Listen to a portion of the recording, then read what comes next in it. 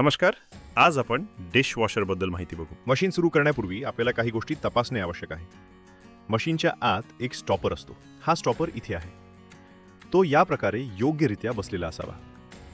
तसेच तो आणि त्याच्याशी जोडलेले भाग समान आणि नीट फिरत आहेत का हे तपासून घ्यायचे आहे. यामध्ये कुठलाही कचरा अडकलेला नाही ना, हेही नीट पाहायचे आहे.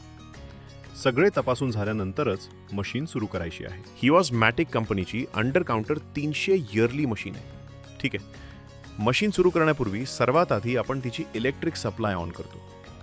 ही जी इलेक्ट्रिक सप्लाय आहे त्याला मेन सप्लाय जोडलेली आहे, ती आपण ऑन केलेली आहे. इलेक्ट्रिक सप्लाय ऑन केल्यानंतर सर्वात आधी आपण वॉटर सप्लाय तपासतो. इथे तुम्ही पाहू शकता, हा तिचा इनलेट आहे. हा इनलेट नीट तपासून घ्यायचा आहे. पाणी ऑन आहे की नाही हे पाहायचे आहे आणि पाणी नेहमी ऑन ठेवायचे आहे. त्यानंतर आपण इथला पॉवर ऑन बटन दाबतो. पॉवर ऑन बटन दाबताच मशीनवर रेड लाईट सिग्नल दिसू लागतो आणि मशीनमध्ये पाणी घेण्याची प्रक्रिया सुरू होते. जसेच मशीन पाणी घेण्यास सुरुवात करते तशीच तिच्या टँकच्या क्षमतेनुसार पाणी आपोआप कट होते. पाणी कट झाल्यानंतर मशीनमध्ये हीटिंग प्रोसेस सुरू होते. यामध्ये 2 प्रकारच्या हीटिंग प्रोसेस असतात. एक बॉयलरची हीटिंग प्रोसेस आणि दुसरी टँकची हीटिंग प्रोसेस.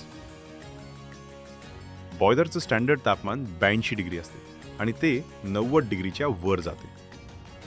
टँकचं स्टँडर्ड तापमान 62 डिग्री असते आणि ते 65 डिग्रीच्या वर जाते. या दोन्ही तापमानांची योग्यरित्या देखभाल झाल्यानंतर मशीन रेडी होते. त्यावेळी मशीनवर ग्रीन सिग्नल दिसू लागतो. ग्रीन सिग्नल म्हणजे मशीन वापरण्यासाठी पूर्णपणे तयार आहे.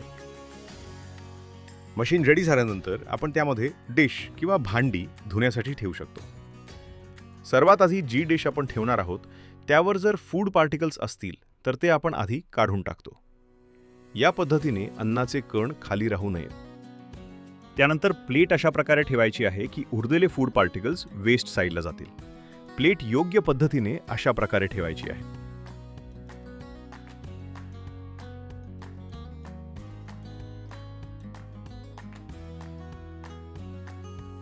यानंतर रॅक हळूच मशीनच्या आत घालायचा आहे आणि मशीन क्लोज करायची आहे. क्लोज केल्यानंतर आपण वॉशिंग सायकल बटन दाबतो. बटन दाबताच मशीनचे वॉशिंग स्टार्ट होते. वॉशिंग सुरू होताच मशीनवर ब्लू साइन सिग्नल दिसू लागतो, ज्यामुळे हे कन्फर्म होते की वॉशिंग सायकल सुरू झाली आहे.